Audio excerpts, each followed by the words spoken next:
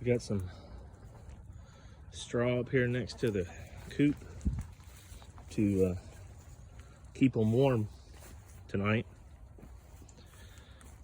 Got some solar lights to keep any predators away. But yeah, we're gonna get down to around 4 degrees. So we picked up some straw, got it for free from some neighbors.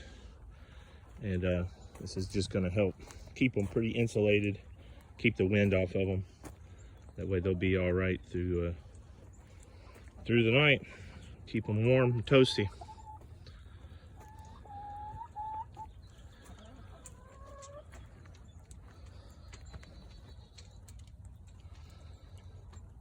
Y'all need to be eating good, getting fat and warm.